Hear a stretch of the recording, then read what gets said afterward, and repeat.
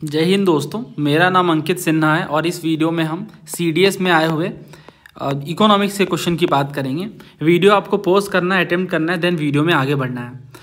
तो इसमें जो पहला क्वेश्चन है ये एक टफ क्वेश्चन है। इसमें कह रहा है नॉट करेक्टली मैच आपको बताना है। पहला कहा जा रहा है global value chain international product sharing के साथ जुड़ा हुआ है। वर्ल्ड इंटीग्रेटेड ट्रेड सॉल्यूशन ये डेटाबेस देता है GVC में और ये ट्रेड रिलेटेड होता है। तीसरा करंट अकाउंट डेफिसिट जो कि फॉरेन डायरेक्ट इन्वेस्टमेंट का पार्ट है। इसमें जो थर्ड वाला ये आसान है, हमें पता है करंट अकाउंट डेफिसिट एक ऐसी सिचुएशन है जब कंट्री का जो टोटल इंपोर्ट है गुड्स एंड सर्विसेज का वो उनके टोटल एक्सपोर्ट से ज़्यादा हो जाए, उसे हम करंट अकाउंट डेफिसिट कहते हैं। मैंने बहुत डिटेल में ये पढ़ाया है। तो FDI तो अलग चीज़ है, FDI तो कैपिटल अकाउंट का पार्ट है ना कि करंट अकाउंट का। तो ये तो आसान है कि ये गलत है। अब अगर ये गलत है तो बस एक ही ऑप्शन एलिमिनेट होता है, बिकॉज हमें गलत बताना है। तो B, C और D में हम अटक के रह जाते हैं इस पर्टिकुलर क्वेश्चन में, अगर हमें क्लैरिटी ना हो GVC के बारे में। तो अगर हम बात करें GVC की, तो देखिए ग्लोबल वैल्यू चेन क्या है, इसके लिए हमें WITS को समझना पड़ेगा, जिसे कहते हैं वर्ल्ड इंटीग्रेटेड ट्रेड सॉल्यूशन। तो ये WITS की वेबसाइट में हूँ मैं। देखिए जो वर्ल्ड बैंक है इन्होंने अंकटाड के साथ कोलैबोरेशन किया और कुछ ऑर्गेनाइजेशन के साथ कंसल्टेशन भी लिया है, जिसमें कौन कौन से ऑर्गेनाइजेशन शामिल हैं। एक तो है UNSD यानी यूनाइटेड नेशन स्टैटिस्टिकल डिवीजन और WTO यानी वर्ल्ड ट्रेड ऑर्गेनाइजेशन भी है। इन सब ने मिल करके वर्ल्ड इंटीग्रेटेड ट्रेड सॉल्यूशन बनाया है। नाम से ही समझ आ रहा है कि ट्रेड की ये बात कर रहे हैं, तो ट्रेड एंड टैरिफ पर ये इन्फॉर्मेशन प्रोवाइड करते हैं। ठीक है, समझ आ गया। तो इसमें जो पहला कह रहे हैं global value chains international product sharing, ये बिल्कुल सही है और इसका रीज़न है, देखिए इसका रीज़न ये है कि जो ग्लोबल वैल्यू चेन है इसमें प्रोडक्शन प्रोसेस के इंटरनेशनल फ्रेगमेंटेशन की बात की जाती है। मतलब ये कि जो प्रोडक्शन का स्टेज है, अलग अलग स्टेज होते हैं ना प्रोडक्शन के, वो जो अलग अलग कंट्रीज में लोकेटेड हैं उनका डेटाबेस ग्लोबल वैल्यू चेन में दिखाया जाता है। समझ आ गया। तो ये चीज़ पार्ट है WITS का। So first is correctly match, second is also correctly matched. WITS हमने देखा ये GVS की डेटाबेस को प्रोवाइड करते हैं, ये पूरी इसकी डिटेल है, बट हमारे लिए उतनी इंपॉर्टेंट नहीं है। हमें बस ये पता होना चाहिए कि GVC की जो डिटेल है, जो कि ट्रेड रिलेटेड डिटेल है, वो WITS प्रोवाइड करता है। और तीसरा है गलत, हमसे पूछा गलत, तो answer is option C। Okay, next question देखिए। ये एक सिंपल क्वेश्चन है और ऐसे क्वेश्चन हमने बहुत सारे किए हैं। जैसे इन्फ्लेशन चैप्टर में मैंने आपको समझाया हुआ है, अगर इकोनॉमी इन्फ्लेशन में होती है तो किस तरह से डेप्रिसिएशन वगैरह इससे रिलेटेड होते हैं, इंपोर्ट महंगा होता है या सस्ता होता है। तो ये सारा कुछ हमने कवर किया है। सिविल सर्विसेज में भी पूछा गया है इन्फ्लेशन का मतलब, डिफ्लेशन का मतलब, ये टर्म्स बहुत पूछे जाते हैं। तो इसी से जुड़ा हुआ ये एक बेसिक क्वेश्चन है। Just move to this file. इसमें देखिए क्या कह रहे हैं, how can currency depreciation stimulate and increase in net export. Net export को कैसे बढ़ाते हैं ये करेंसी डेप्रिसिएशन।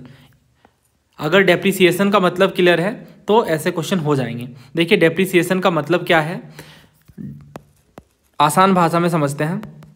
एक लाइन में अगर मैं कहूँ तो इसका मतलब ये है कि करेंसी की वैल्यू लूज हो गई in comparison to other currency.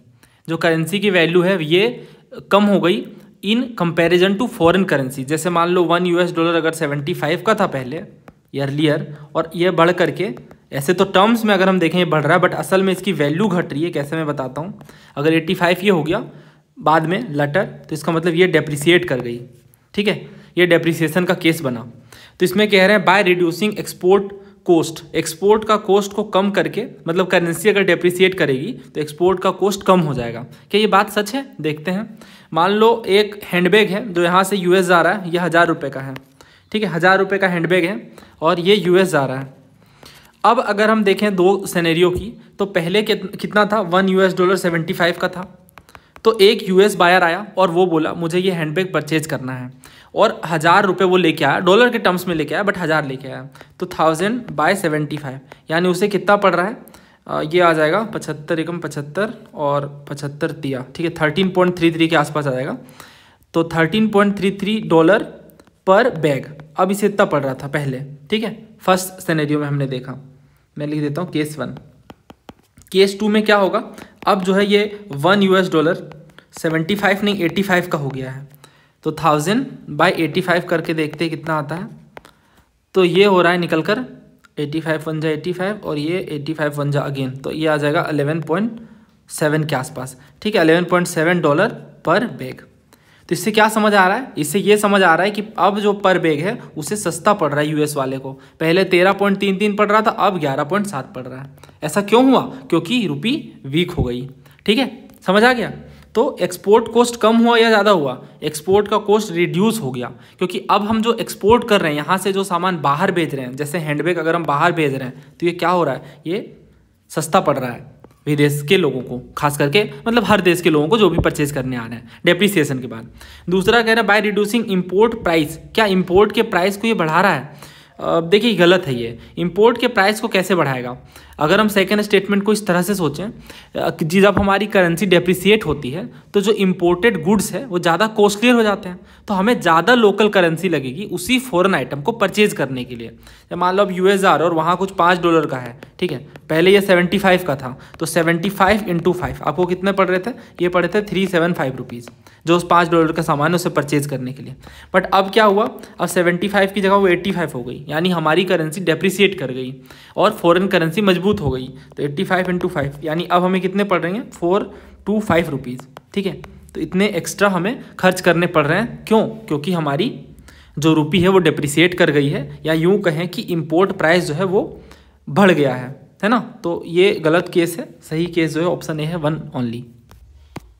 आगे बढ़ते हैं और कोर इन्फ्लेशन के बारे में ये क्वेश्चन है, तो उम्मीद है आपने अटेम्प्ट किया होगा। देखिए वीडियो पॉज करके आप अटेम्प्ट करिए, तभी हेल्पफुल है।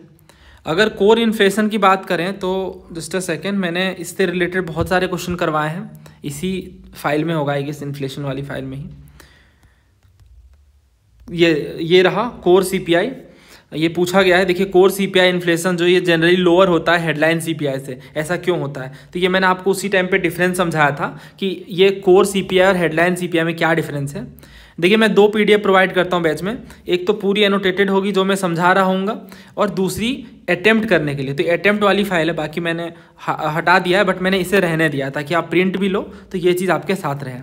देखिए कोर इन्फ्लेशन में क्या होता है, ये एक्सक्लूड करता है फूड और एनर्जी आइटम को ड्यू टू वोलाटिलिटी। देखिए जो फूड और एनर्जी आइटम है इनके प्राइस बढ़ते घटते रहते हैं, इसलिए जब हम कोर इन्फ्लेशन की बात करते हैं तो इसमें हम इसे इंक्लूड नहीं करते हैं। जबकि हेडलाइन में क्या होता है, गुड्स और सर्विसेज दोनों इंक्लूड होते हैं, यानी फूड और एनर्जी भी शामिल होता है हेडलाइन इन्फ्लेशन में। ठीक है, ये डिफरेंस है। तो समझ आ गया कि ये लेस वोलाटाइल है, ये ज़्यादा वोलाटाइल है, और ये लॉन्ग टर्म ट्रेंड को दिखाता है कोर इन्फ्लेशन, जबकि हेडलाइन जो है ओवरऑल ट्रेंड देता है।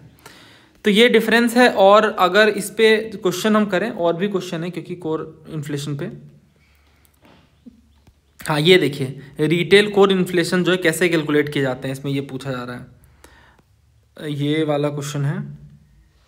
इनफैक्ट फूड इन्फ्लेशन में क्या क्या शामिल किया जाता है वो भी क्वेश्चन है। हाँ ये रहा, CAPF में पूछा गया है कि रिटेल कोर इन्फ्लेशन जो है ये कैलकुलेट किया जाता है, किससे हम एक्सक्लूड कर देते हैं। वही मैंने आपको बताया कि फूड और बिवरेजेस के प्राइस बढ़ते घटते रहते हैं, तो इसे हम एक्सक्लूड कर देते हैं। फ्यूल और लाइट, क्या हम इसे एक्सक्लूड करते हैं? तो इसका जवाब है हाँ, एनर्जी वाली चीज़ें भी हम एक्सक्लूड कर देते हैं। ट्रांसपोर्ट को नहीं करते हैं और क्लोथेज एजुकेशन को भी नहीं। तो आंसर क्या है? ऑप्शन ए 1 और 2। समझ आ गया कोर इन्फ्लेशन में और हेडलाइन में क्या डिफरेंस है। अब इस क्वेश्चन को आप काफ़ी ईजिली सॉल्व कर सकते हैं। ये देखिए इसमें क्या कह रहे हैं, CPI headline inflation minus all non food item, WPI inflation minus all food and non food item, CPI headline inflation minus food and energy item. WPI तो पहले मैं हटाऊंगा क्योंकि ये जो इन्फ्लेशन है कोर इन्फ्लेशन ये CPI के साथ जुड़ा हुआ है। आप देख सकते हो हर क्वेश्चन में इन्होंने स्पेसिफिकली मेंशन भी किया हुआ है, और हमने ये पूरा पढ़ा ही है। देखिए ये देखिए क्वेश्चन में भी इनफैक्ट CPI के साथ ये ऐड करके पूछते हैं। और अगर हम इस तरह से देखें तो WPI रिमूव करने के बाद 2 ऑप्शन बच रहे हैं, और all non food item minus कर रहे हैं, ऐसा नहीं है, फूड आइटम और एनर्जी आइटम को माइनस कर रहे हैं। So answer is C, easy 1। ऐसे क्वेश्चन आपके पेपर में गलत नहीं होने चाहिए, चाहे वो सिविल सर्विसेज का पेपर हो, CDS का हो या CAPF का हो, बिकॉज इनमें एज लेना बहुत ज़रूरी है। ये क्वेश्चन तो मैंने करवा दिया, फूड बिवरेज और फ्यूल एंड लाइट जो है वो एक्सक्लूडेड होते हैं। So answer is option A 1 और 2 ओनली। तो यही क्वेश्चन है, वो बस पूछने का तरीका अलग है। अब देखो कोर इन्फ्लेशन के बारे में ही ये पूछ रहे हैं, बस फूड एंड बिवरेजेस की जगह लिखा है फूड और फ्यूल एंड लाइट को लिखा है एनर्जी। तो ऐसे क्वेश्चन पहले भी है जब वो फ्यूल और लाइट को एनर्जी बोल रहे हैं, ये दोनों का मतलब सेम ही है ना, एनर्जी का मतलब ही फ्यूल है, फ्यूल और एनर्जी यूज किए जा सकते हैं interchangeably. I hope it gets clear. आगे बढ़ते हैं। देखिए काफ़ी सारे जो क्वेश्चन है वो स्कीम्स के ऊपर हैं, तो उन्हें हम कवर कर लेते हैं। इसमें कह रहे हैं कि NEP यानी नेशनल एजुकेशन पॉलिसी 2020 के बेस पे, 2020 के गाइडलाइंस के बेस पे पोषण भी पढ़ाई भी ये लॉन्च हुआ किस प्रोग्राम के अंदर। अब नाम से समझ आ रहा है हमें कि पढ़ाई के साथ साथ ये पोषण प्रोवाइड करने यानी न्यूट्रिशन की बात कर रहे हैं।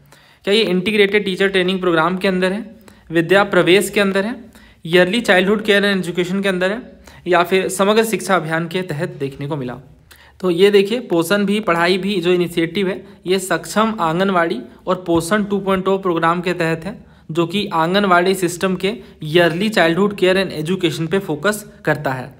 अब देखिए हमने भी अगर करंट अफेयर पढ़ा है तो हमने इसी तरह से पढ़ा है कि हम बेसिक बातों को ध्यान रखें मेजरली। तो अगर आप ये भी बस समझ के जा रहे हो कि ये बात कर रहा है yearly childhood care and education की, तो आप आंसर इजीली टिक लगा सकते हैं। ठीक है, और ये बात समझना बहुत ज़रूरी है क्योंकि लोग क्या करते हैं, बहुत सारे एस्पिरेंट्स ये गलती करते हैं, एक करंट अफेयर में जाते हैं और उसके अंदर बहुत रिसर्च करने लग जाते हैं। बट ऐसा नहीं है। आप पास्ट ईयर PYQs के ट्रेंड को देखिए, मोस्टली वो आपसे ऐसे क्वेश्चन पूछते हैं जो एक बेसिक कॉन्सेप्ट करंट अफेयर से लिंक करके सॉल्व हो जाते हैं। ठीक है, बाकी ऑप्शंस गलत हैं और इसमें अगर हम पढ़ें तो थोड़ा समझ लेते हैं।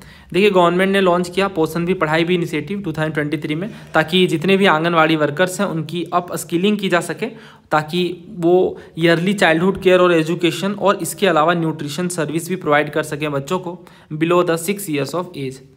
और इसके बाद ही देखा गया कि 364 state level master trainer supervisor and additional resource persons और 1877 आंगनबाड़ी वर्कर्स को ट्रेन किया गया पूरी कंट्री में अंडर पोषण भी पढ़ाई भी स्कीम। ठीक है, और ये सक्षम आंगनवाड़ी और पोषण 2.0 का इनिशिएटिव है ताकि yearly childhood care and education पर फोकस किया जा सके। आगे बढ़ते हैं। कौन सा इंटीग्रेटेड टीचर ट्रेनिंग प्रोग्राम है? ये CDS का क्वेश्चन है और लास्ट CDS में भी पूछा इन्होंने निष्ठा के बारे में कि निष्ठा क्या है, जो कि एक गवर्नमेंट ऑफ इंडिया की इनिशिएटिव है। तो ये ना टीचर ट्रेनिंग प्रोग्राम है। ठीक है, तो आंसर इज ऑप्शन बी। और ये अभी पूछ लिया गया तो समझ आ रहा है निष्ठा की ये बात कर रहे हैं, टीचर ट्रेनिंग प्रोग्राम। तो देखिए लास्ट ईयर जो क्वेश्चन था उसी के ऑप्शन को क्वेश्चन बना दिया, मतलब सेम ही क्वेश्चन है। ठीक है, तो ऐसे बहुत सारे क्वेश्चन होते हैं और अगर आप मान लो पेपर में अपेयर कर रहे हो और ये क्वेश्चन आपका बाय मिस्टेक गलत हो रहा है या फिर रिकॉल आप नहीं कर पा रहे हो, तो आप समझ सकते हो रेस में कितने पीछे हो, क्योंकि PYQs तो टिप्स पे होने ही चाहिए। फर्स्ट प्रायोरिटी है ना ये PYQs NCERTs, देन ही एडिशनल चीज़ें करनी चाहिए। ये GST वाला तो हमने पढ़ा है अलग से भी, बट इकोनॉमिक्स के अंदर भी आ गया, पॉलिटी में भी हमने ये किया है 101st। ठीक है, नेक्स्ट क्वेश्चन देखिए, किस UN एजेंसी को नोबेल प्राइज़ एक से ज़्यादा बार मिला है, more than once? ILO, WFP, UNICEF और UNHCR। तो देखिए इस तरह के क्वेश्चन पहले भी पूछे गए हैं, आप देख सकते हो लास्ट CDS में ही इन्होंने पूछा था कि which of the following UN organisation has not been awarded the Nobel prize, कि इन्हें नोबेल प्राइज़ नहीं मिला है। ठीक है, और ऑप्शंस थे हमारे पास WFP, ILO, यूनेस्को और UNHCR। तो वन बाय वन डिस्कस करते हैं। देखिए अगर हम बात करें UNHCR की, तो जो UNHCR है इन्हें नोबेल प्राइज़ 2 बार मिला है। ठीक है, पहले इस क्वेश्चन की बात कर लेते हैं। UNHCR को 2 बार नोबेल प्राइज़ मिला है, 2 टाइम्स। एक बार मिला है 1954 में और दूसरी बार मिला है 1981 में। अब हम समझ पा रहे हैं कि UNHCR यानी United nation high commissioner for refugees, तो रेफ्यूजीज़ के लिए काम करता है, यानी शरणार्थी के लिए जो डिस्प्लेस हो जाते हैं अपनी कंट्री से किसी कारण से। और इसमें एक्सेलेंट वर्क इन्होंने किया UNHCR ने, और रेफ्यूजीज़ को वर्ल्ड वाइड असिस्टेंस प्रोवाइड किया गया UNHCR के द्वारा। तो नोबेल प्राइज़ कमेटी ने 2 बार नोबेल प्राइज़ दिया, 1954 में और 1981 में। तो हमसे पूछा एक से ज़्यादा बार, यानी आंसर इज ऑप्शन डी। बाकी के भी देख लेते हैं ऑप्शंस में। पहले यहाँ इस क्वेश्चन को देखते हैं। तो इसमें इन्होंने पूछा किन्हें नोबेल प्राइज़ नहीं मिला है। पहला ऑप्शन है वर्ल्ड फूड प्रोग्राम। तो क्या वर्ल्ड फूड प्रोग्राम को नोबेल प्राइज़ मिला है? तो इसका जवाब है हाँ, मिला है। नोबेल पीस प्राइज़ मिला है 2020 में। ठीक है, उसके बाद जो दूसरा ऑप्शन है ILO यानी international labour organisation, just a second, international labour organisation, इन्हें भी नोबेल प्राइज़ मिला है और इन्हें नोबेल प्राइज़ मिला है 1969 में। देन तीसरा है अगेन पीस वाला ही, इसमें बताने की नीड नहीं है। उसके बाद जो तीसरा ऑप्शन है यूनेस्को। तो देखिए यूनेस्को को नोबेल प्राइज़ नहीं मिला है, तो इस तरह से आंसर जो है ऑप्शन सी है। और जो चौथा है यूएनएचसीआर को भी नोबेल प्राइज़ मिला है, 2 बार मिला है, एक बार 1954 में और एक बार 1981 में। तो यहाँ से आप कह सकते हो कि इन्होंने यहीं से क्वेश्चन जो है वो रिपीट कर लिया है, इनफैक्ट ऑप्शंस भी नहीं चेंज किया है, बट पूछने का तरीका अलग है। यहाँ इन्होंने पूछा किन्हें नहीं मिला है। अब नहीं मिला, अगर हम सिर्फ रट के जाएँ हाँ यूनेस्को को नहीं मिला है, तो हम इस क्वेश्चन को नहीं कर सकते हैं, ठीक है। अगर हम यहाँ से ऑप्शंस को कंक्लूड कर लें कि क्या वर्ल्ड फूड प्रोग्राम को मिला है, तो इसका जवाब है हाँ मिला है। क्या आईएलओ को मिला है, तो इसका जवाब है हाँ 1 बार मिला है। क्या यूनेस्को को मिला है, नहीं मिला है, बट यूएनएचसीआर को 2 बार मिला है। जैसे ये चीज़ हमने समझी, अब हमें वहाँ पे स्ट्राइक कर जाएगा कि यूएनएचसीआर को 2 बार मिला है, और बहुत ही कम ऑर्गेनाइजेशन है और बहुत ही कम लोग हैं जिन्हें 1 से ज़्यादा बार नोबेल प्राइज़ मिला है, ठीक है। लोगों की बात करें तो 4 लोग हैं, आपको पता ही होगा। और इनकी अगर इस तरह के हम एजेंसीज़ की बात करें तो एजेंसीज़ भी काफ़ी कम हैं जिन्हें नोबेल प्राइज़ मिला है 1 से ज़्यादा बार। अगर हम देखें 2025 में एज ऑफ नाउ, तो सबसे ज़्यादा बार जिसे नोबेल प्राइज़ मिला है उनका नाम है international committee of the red cross. इन्हें 3 बार नोबेल प्राइज़ मिला है, 3 बार नोबेल प्राइज़ मिला, ये बहुत सबसे ज़्यादा है। 3 बार ना ही किसी पर्सन को मिला है, ना ही किसी एजेंसी को मिला है। तो इन्हें मिला 1917 में, 1944 में और 1963 में, ठीक है। तो हाईएस्ट नोबेल प्राइज़ रिसीविंग का अवार्ड किनके पास है, रेड क्रॉस के पास है, international committee of the red cross के पास है, ठीक है। समझ आ गया, ध्यान रहेगा, इंपॉर्टेंट है ये बात, पूछ सकते हैं, पहले भी पूछा गया है, वैसे ही केबीसी में बहुत हाई अमाउंट में पूछा गया है, ठीक है। और यूपीएससी और कई एग्जाम्स में ऐसे रिपीट भी कर सकते हैं, बट स्टेट पीसीएस वालों ने पूछा है। नेक्स्ट क्वेश्चन देखिए, which organisation or institute has recently started the new initiative such as Bharat Vidya Pariyojana, Brihattar Bharat और नारी संवाद प्रकल्प। देखिए ये क्वेश्चन टफ है, इतना प्रिपेयर करके जाना काफ़ी डिफिकल्ट होता है। वैसे अगर हम देखें इंदिरा गांधी राष्ट्रीय कला केंद्र यानी सेंटर फॉर द आर्ट्स, जो कि ministry of culture government of India के तहत है, इसमें भारत विद्या परियोजना जो है ये स्टार्ट किया गया। और बेसिकली वही है कि साथ मिलकर इंडियन व्यू पॉइंट से इंडिक स्टडीज़ की पढ़ाई इसमें होती हैं, और इसी के साथ ही आर्ट, कल्चर, लैंग्वेज, टेक्स्ट, इन सब चीज़ों को साथ लेकर हमारे नॉलेज ट्रेडिशन को बढ़ाने का प्रयास किया जाता है। So answer is option D. अगला देखिए, which one among the following educational institution established under the union ministry of culture is promoting to preserve, protect and promote lord Buddha's teaching and value of love, compassion and non violence for developing good moral values and practices. और ये हैं options. इसमें पहला है Indian institute of advanced studies Shimla, दूसरा national council of educational research and training यानी NCERT new Delhi, तीसरा है नव नालंदा महाविहार नालंदा, और चौथा है इग्नू न्यू दिल्ली।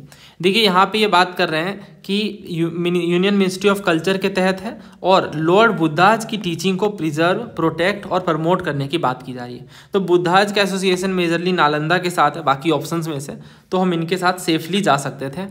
और हमें पता है नालंदा के बारे में ऑलरेडी कि एंशिएंट सीट ऑफ लर्निंग है, और इसी के साथ ही हम देखते हैं कि ये 5th सेंचुरी एडी में फाउंड होता है और एंशिएंट सीट ऑफ लर्निंग है। 2000 teachers and 10,000 students from all over the Buddhist world lived and studied at Nalanda, जो कि फर्स्ट रेजिडेंशियल इंटरनेशनल यूनिवर्सिटी थी पूरी दुनिया की, ठीक है। पूरी दुनिया की मैं बात कर रहा हूँ, सिर्फ इंडिया की नहीं, पूरी दुनिया की फर्स्ट रेजिडेंशियल इंटरनेशनल यूनिवर्सिटी थी नालंदा। और इसी के साथ ही ये 5th सेंचुरी एडी में स्टैब्लिश होती है। और Nalanda is one of the places distinguished as having been blessed by the presence of the Buddha. It later became particularly renowned as the site of great monastic university of the same name, यानी नालंदा के नाम से ही monastic university है। और इसी के साथ ही crown jewel of the development of Buddhism in India, यानी बुद्धिज्म के डेवलपमेंट को लेकर क्राउन जेवल के रूप में ये डेवलप होती हैं, ठीक है। और Nalanda was one of his epithets meaning insatiable in giving, यानी देने में कभी भी संतुष्ट नहीं होते हैं, ठीक है। इतना ये नालंदा जो है प्रोवाइड किया है पूरी दुनिया को एजुकेशन के मामले में, शिक्षा के मामले में और बुद्धिस्ट ट्रेडिशन को आगे बढ़ाने के मामले में। ये आप पढ़ सकते हो, अगर आप वीडियो पोस्ट करके पढ़ो तो काफ़ी काम की बातें हैं इसमें। जैसे अगर फेमस चाइनीज़ ट्रेवलर की बात करें जो कि ह्वेनसांग थे, ये भी नालंदा यूनिवर्सिटी में रहते हैं, और ये बात अपने आप में काफ़ी इंपॉर्टेंट है। इसी के साथ ही हम देखते हैं कि बहुत सारे जो राजा हैं, एम्पायर्स हैं और ख़ास तौर से एम्पेरर्स हैं, इन्होंने कंट्रीब्यूट किया नालंदा यूनिवर्सिटी के डेवलपमेंट में। बहुत सारे मोनेस्ट्रीज और टेम्पल्स उनके द्वारा बनाए गए। जैसे एक नाम है किंगर्सवर्धन का, इन्होंने 25 मीटर का हाई कॉपर स्टैचू गिफ्ट किया जो कि बुद्धा का था। इसी के साथ ही कुमारगुप्त, इन्होंने इंडो किया एक कॉलेज जो कि फाइन आर्ट्स का था। इसी के साथ ही नागार्जुन, बहुत फेमस नाम है नागार्जुन, यूपीएससी में कई बार पूछा गया है, जो कि महायान फिलोसोफर थे। इसी के साथ ही दिन्नाग, आपको याद होगा दिन्नाग सिविल सर्विस में पूछा गया आई गेस 2 साल पहले, 2022 में था ना, हाँ। तो दिग्नाग जो कि फाउंडर थे स्कूल ऑफ लॉजिक के, और इसी के साथ ही धर्मपाल जो कि ब्राह्मण स्कॉलर हैं, इन्होंने भी यहाँ पढ़ाया है। तो दिग्नाग वगैरह भी थे जो कि महायान फिलोसोफर है, नागार्जुन थे, धर्मपाल थे, बहुत सारे स्कॉलर्स ने इस पर्टिकुलर नालंदा यूनिवर्सिटी में पढ़ाया है। अगला क्वेश्चन देखिए, निर्भया फंड जो कि एक नॉन लैप्सेबल कॉर्पस फंड है, ये यूटिलाइज किया जाता है for the projects specifically design to improve the safety and security of women, is administered by, administer करने का काम कौन करते हैं? Ministry of women and child development और ministry of home affairs, ministry of finance and ministry of education. तो ये दो तो हट जाएंगे, ये दो तो हट जाएंगे, इनमें कन्फ्यूजन होता है लोगों को, मिनिस्ट्री ऑफ फाइनेंस और ministry of women and child development में। देखिए अगर हम बात करें ये पीआईबी आर्टिकल की, तो देखिए ministry of women and child development नहीं पब्लिश करा basically, but ministry of finance जो कि गवर्नमेंट ऑफ इंडिया के तहत है, इन्होंने सेटअप किया है डेडिकेटेड फंड जिसे निर्भया फंड कहते हैं, ताकि इम्प्लीमेंट किया जाए of initiatives aimed at enhancing the safety and security for women in the country. ठीक है, तो मिनिस्ट्री ऑफ फाइनेंस ने, अब यहाँ पे इन्होंने आगे ही बताया है, recognising the need to strengthen the mechanism for scrutiny and sanction of the proposals under Nirbhaya Fund, Ministry of Finance, Department of Economic Affairs has issued guidelines from time to time for administration and operationalization of the fund. तो fund को लेकर administration की जब बात आती है, operationalisation की जब बात आती है, तो मिनिस्ट्री ऑफ फाइनेंस ने गाइडलाइंस इशू किया है।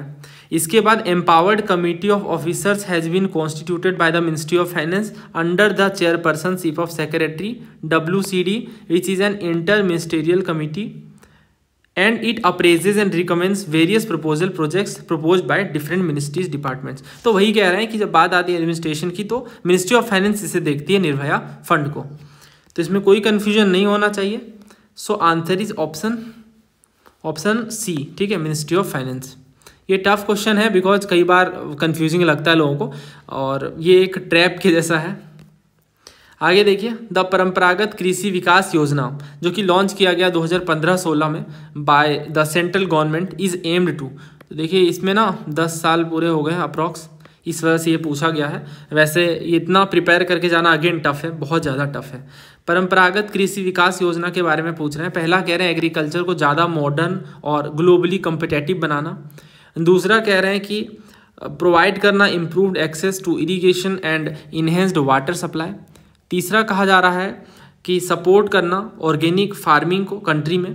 और चौथा कह रहा है reduce dependence on agriculture on monsoon. अगर हम इसे ऐसे सोचें कि परंपरागत का मतलब होता है ट्रेडिशनल, तो ट्रेडिशनल से अगर हम एसोसिएशन लगाएं तो आएगा हमारा आंसर ऑर्गेनिक फार्मिंग की ओर, क्योंकि ऑर्गेनिक फार्मिंग ही एक ऐसी चीज़ है जिसमें हम किसी तरह के फर्टिलाइजर वगैरह का यूज़ नहीं करते हैं। खैर, परंपरागत कृषि विकास योजना की बात करें तो गवर्नमेंट ऑफ इंडिया ने प्रमोट करा ऑर्गेनिक फार्मिंग यानी परंपरागत कृषि विकास योजना को, जो कि एक कंपोनेंट है प्रधानमंत्री राष्ट्रीय कृषि विकास योजना का। तो फर्स्ट लाइन ही इनफ है हमारे क्वेश्चन के हिसाब से। और ये जो इनिशिएटिव है परंपरागत कृषि विकास योजना, ये स्कीम प्रोवाइड करती है end to end support to organic farmers. Organic farmers को end to end support provide करती है, ये बात काफ़ी इंपॉर्टेंट है। और जैसे प्रोडक्शन से लेकर प्रोसेसिंग तक सारी चीज़ों में हेल्प करती है। सर्टिफिकेशन में, मार्केटिंग वगैरह में भी क्लस्टर बेस्ड अप्रोच लगाकर हेल्प करती है। प्राइमरी फोकस क्या है? ऑर्गेनिक क्लस्टर बनाना, और ताकि एक सप्लाई चेन क्रिएट कर सके। क्लस्टर का मतलब ये आइडेंटिफाई करना कहाँ कहाँ पे ऑर्गेनिक फार्मिंग हो रही है ताकि उन्हें लिंक किया जा सके। और स्टेट और यूटी जिन्हें फाइनेंशियल असिस्टेंस मिलता है, ये कितना है? तो 1 हेक्टेयर के लिए 31,500 रुपये मिलते हैं फॉर 3 ईयर्स, 3 सालों के लिए। और ऑर्गेनिक क्लस्टर में जिसमें से जो 15,000 रुपये है ये पर हेक्टेयर डायरेक्टली फार्मर को मिलते हैं through direct benefit transfer for on farm and off farm organic inputs. इसके अलावा फाइनेंशियल असिस्टेंस मिलता है 4500 रुपीज़ का पर हेक्टेयर 3 साल तक, और ये प्रोवाइड किया जाता है for marketing, packaging, branding, value addition वगैरह के लिए। तो आप देख सकते हो कि एंड टू एंड सपोर्ट है, मतलब पूरा हेल्प है। आप ऑर्गेनिक फार्मिंग बस खेती करनी है और सारी चीज़ों में यहाँ पे हेल्प मिल रही है by this scheme known as Paramparagat Krishi विकास योजना। तो बहुत ज़रूरी है ऑर्गेनिक फार्मिंग को प्रमोट करना। अगला देखिए, when did the union government establish a separate ministry of cooperation with the vision of सहकार से समृद्धि। तो सहकार से समृद्धि को लेकर जो कि यूनियन गवर्नमेंट ने एक पर्टिकुलरली इस्टेब्लिश किया है मिनिस्ट्री ऑफ कोऑपरेशन के तहत, तो ये कब किया गया। अब देखिए ईयर पूछ लिए, बहुत ज़्यादा स्टैटिक जीके वाली बात हो गई है ना, बट इन्होंने पूछा है तो हमें आंसर करना होगा। पहला कह रहे हैं 2014, 2016, 2018 और 2021। सही आंसर यहाँ पे ऑप्शन डी है 2021। और मिनिस्ट्री ऑफ कोऑपरेशन इस्टेब्लिश किया गया by the union government in July 2021। Ministry of cooperation कब इस्टेब्लिश किया गया, 2021 में। नाम से समझ आ रहा है कोऑपरेशन, कोऑपरेशन का मतलब क्या होता है, साथ मिलके काम करना। तो इनका एम यही है कि स्ट्रेंथन करें कोऑपरेशन मूवमेंट को विद द विजन ऑफ सहकार से समृद्धि।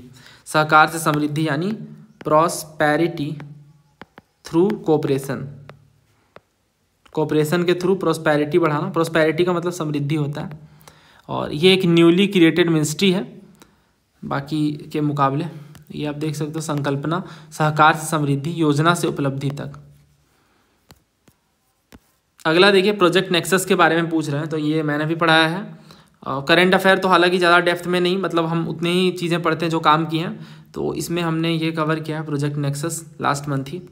RBI ज्वाइंड प्रोजेक्ट नेक्सस, जो कि एक इंटरनेशनल इनिशिएटिव है by the bank for international settlements to interlink domestic instant payment system globally. तो RBI ने ज्वाइन किया प्रोजेक्ट नेक्सस को, जो कि एक इंटरनेशनल इनिशिएटिव है by the bank for international settlement. इनका की फीचर वही है कि किस तरह से हम IPS को यानी इंस्टेंट पेमेंट सिस्टम वगैरह को आगे बढ़ाएं, और वो भी ग्लोबली। ठीक है, तो ट्रांसपेरेंट क्रॉस बॉर्डर पेमेंट को लेकर ये देखने को मिलता है। अब हम चलते हैं अपने क्वेश्चन में। तो यहाँ क्या कह रहे हैं, it is an international agreement to enable labour movement, गलत है। It is an international initiative to enable instant cross border retail payment, हमने वही पढ़ा अभी। It is an international initiative to transfer technology, गलत है। It is an international agreement to create database, ये भी गलत है। So answer is option B. तो यहाँ हमने इकोनॉमिक्स के क्वेश्चन कर लिए। देखिए अब मैं आपको एक एनालिसिस देता हूँ, just a second, I guess एक क्वेश्चन और है। हाँ, ये क्वेश्चन देखिए, which among the following defines flexi worker. Flexi workers को कौन डिफाइन करता है। पहला कह रहे हैं formal contract staff employed through organised contract. दूसरा कह रहे हैं informal sector employees working in urban areas. तीसरा कह रहे हैं agricultural labour migrating to urban areas. चौथा ये कि regular salaried worker working in registered companies. और दोस्तों मैं आपको पूरा समझा देता हूँ वर्कर्स कितने तरह के होते हैं। देखिए अगर एम्प्लॉयमेंट की रिलेशनशिप के बेस पे बात करेंगे तो एक होते हैं रेगुलर या सैलरीड वर्कर, मतलब इनके पास ये ऐसे हैं जो फिक्स्ड एम्प्लॉयर हैं, रेगुलर बेसिस पे काम करते हैं, और ये यूजुअली फॉर्मल सेक्टर में होते हैं। फॉर्मल सेक्टर मतलब वही है कि जिनके पास प्रॉपर पेपर हो अपने काम का और एक तरह से फॉर्मल तरीके से ये काम कर रहा हो। तो सैलरी वही है, सैलरीज वगैरह रेगुलर मिलेगी, जॉब सिक्योरिटी रहेगा, PF इंश्योरेंस वगैरह भी देखने को मिलेगा रेगुलर या सैलरीड वर्कर में। कैजुअल वर्कर क्या होता है, डेली वेज अर्नर या फिर टेम्प्रोरी जॉब्स वाले है ना, और इन्हें कोई जॉब सिक्योरिटी तो मिलेगी नहीं। जैसे कंस्ट्रक्शन वगैरह में जो काम कर रहे हैं, एग्रीकल्चर में काम कर रहे हैं, क्या गारंटी है एग्रीकल्चर में जो काम कर रहे हैं उन्हें रेगुलर काम मिल ही जाए। तो बहुत सारी यहाँ पे प्रॉब्लम्स हैं कैजुअल वर्कर्स में। देन सेल्फ एम्प्लॉयड होते हैं। तो सेल्फ एम्प्लॉयड मतलब जो खुद का प्रोफेशन चलाते हैं, जिनका खुद का एंटरप्राइज है, शॉपकीपर हो गए, फार्मर्स हो गए, हॉकर्स हो गए, फ्रीलांसर्स वगैरह हो गए। बहुत आसान सी बातें हैं। सेक्टर के बेस पे जब हम देखते हैं तो हम इसे 3 तरह से डिवाइड करते हैं, प्राइमरी, सेकेंडरी और टर्सरी। अब प्राइमरी में क्या है, एग्रीकल्चर, फॉरेस्ट्री वगैरह आएंगे, और सेकेंडरी में हम देखते हैं मैन्युफैक्चरिंग सेक्टर आते हैं मोस्टली, और टर्सरी में क्या होता है, सर्विसेज सेक्टर आते हैं जैसे IT, बैंकिंग वगैरह। तो ये तो इकोनॉमिक्स का बहुत ही बेसिक कंसेप्ट है, 3 सेक्टर होते हैं। देन फॉर्मेलिटी के बेस पे हम देखते हैं कि एक होते हैं ऑर्गेनाइज्ड यानी फॉर्मल सेक्टर के, जो रजिस्टर्ड फर्म होते हैं, जिनका एक फॉर्मल कॉन्ट्रैक्ट होता है और इन्हें लेबर लॉ और सोशल सिक्योरिटी भी मिलती है। ठीक है, खास बात यह है। बट जो अनऑर्गेनाइज सेक्टर होते हैं इन्हें कोई फॉर्मल कॉन्ट्रैक्ट नहीं होता इनका, और mostly outside the legal protection, मतलब वही है कि जो भी चीज़ें हैं लॉज वगैरह, लेबर लॉज वगैरह, इन्हें नहीं मिलता है, मतलब इन्हें इससे सेफ्टी नहीं मिलती है। जैसे डोमेस्टिक वर्कर हो गया, स्ट्रीट वेंडर हो गए, एग्रीकल्चर लेबरर वगैरह, ये ऑर्गेनाइज्ड के अंदर ही आते हैं मोस्टली। इसके बाद अभी जो पर्टिकुलरली इमर्जिंग और स्पेशल कैटेगरीज है, इनमें सबसे ज़्यादा चर्चा में रहते हैं गीग वर्कर। ठीक है, गीग वर्कर। तो गीग वर्कर कैसे होते हैं, ये फ्रीलांस बेसिस पे काम करते हैं, जैसे ऊबर ड्राइवर हैं, स्विगी या जोमेटो के डिलीवरी एजेंट्स हैं, फ्रीलांसर वगैरह हैं। तो ये जनरली कैसे हैं, फ्रीलांस बेसिस पे हैं। तो इन्हें ऑब्वियसली बात है जॉब सिक्योरिटी और बेनिफिट्स वगैरह नहीं मिलेंगी। ठीक है, गीग वर्कर हैं। उसके बाद प्लेटफॉर्म वर्कर होते हैं, तो ये ना गीग वर्कर का ही सबसेट है। ये डिजिटल प्लेटफॉर्म के थ्रू एक्सक्लूसिवली वर्क करते हैं, तो इन्हें हम प्लेटफॉर्म वर्कर कहते हैं। तो इनसे काम लेने के लिए ऐप या वेबसाइट वगैरह का यूज़ करना पड़ता है, और ये प्लेटफॉर्म के थ्रू प्रोवाइड करते हैं अपने वर्क को। देन होता है फ्लेक्सी वर्कर। फ्लेक्सी मतलब फ्लेक्सिबल, तो फ्लेक्सिबल वर्कर यानी डिमांड पे ये काम करेंगे। तो शॉर्ट टर्म होते हैं और प्रोजेक्ट बेस्ड एम्प्लॉयमेंट होता है। मतलब जैसे अगर किसी पर्टिकुलर कंपनी को नीड है तो उन्हें हायर कर लिया जाएगा किसी दूसरे कंपनी से लेकर, और इसके बाद फिर ये फ्लेक्सिबल तरीके से काम करेंगे। मान लो 6 महीने का प्रोजेक्ट है, तो 6 महीने के बाद इनका काम खत्म हो जाएगा। तो ये ऑन डिमांड वाले वर्कर होते हैं और शॉर्ट टर्म के बेस पे हैं और प्रोजेक्ट बेस्ड एम्प्लॉयमेंट है। Hired as needed, can be skilled और semi skilled. Event management, startup वगैरह में ये बहुत ज़्यादा चर्चा में रहता है flexible worker. Then contract worker, नाम से समझ आ रहा है कि कॉन्ट्रैक्ट बेसिस पे, हायर्ड थ्रू अ कॉन्ट्रैक्टर के थ्रू हायर होते हैं, ना कि कंपनी के द्वारा। देन होता है पार्ट टाइम वर्कर, जो कुछ टाइम ही काम करते हैं, फ्यू आवर ही काम करते हैं। Then full time employees. इसके बाद अप्रेंटाइज और इंटर्न्स होते हैं। तो अप्रेंटाइज मतलब आप समझते ही हो, जो किसी प्रोफेशनल के अंडर में काम करते हैं ताकि वो चीज़ें बेहतर तरीके से सीख सकें। देन वल्नरेबिलिटी के बेस पे अगर हम देखें तो एक तो होते हैं migrant worker, then women worker, child labourer और डिसेबल्ड वर्कर्स। ठीक है, तो इस तरह से ये हम क्लासीफाई कर सकते हैं। नाउ अगर हम इस क्वेश्चन की बात करें तो देखिए इसमें क्या पूछ रहे हैं कि कौन सा फ्लेक्सी वर्कर को डिफाइन करता है। क्या ये कोई फॉर्मल कॉन्ट्रैक्ट स्टाफ एम्प्लॉयड होते हैं जो ऑर्गेनाइज कॉन्ट्रैक्ट के थ्रू होते हैं? क्या ये कोई इनफॉर्मल सेक्टर के एम्प्लॉयज़ होते हैं जो वो अर्बन एरिया में काम कर रहे हैं? गलत। क्या ये कोई एग्रीकल्चरल लेबरर माइग्रेट किए हैं जो अर्बन एरिया? ये भी गलत। ये तो माइग्रेंट वर्कर हो गए ना। चौथा कह रहे हैं regular salaried worker working in registered company, ये भी गलत। अगर सैलरीड वर्कर की बात करें जो कि रजिस्टर्ड कंपनी के थ्रू हैं तो ये आप देख सकते हो, है ना, ये फॉर्मल सेक्टर के अंदर आ जाएंगे, तो ये भी गलत। या फिर रेगुलर या सैलरीड के अंदर आप इसे कह सकते हो, क्लासीफाई कर सकते हो। तो ये दो तो ऐसे भी हट जाते हैं। और दूसरा जो कह रहे हैं informal sector employees working in urban areas, ये भी गलत हो जाता है। तो 3 गलत हो गए, तो आंसर क्या बचा? Option A, formal contract staff employed through organised contract, यानी ऑन डिमांड बेसिस पे। या फ्लेक्सी का मतलब क्या? फ्लेक्सिबल वर्कर्स हैं ये। ठीक है, so answer is option A. तो यहाँ पे हमने सारे क्वेश्चंस कवर कर लिए।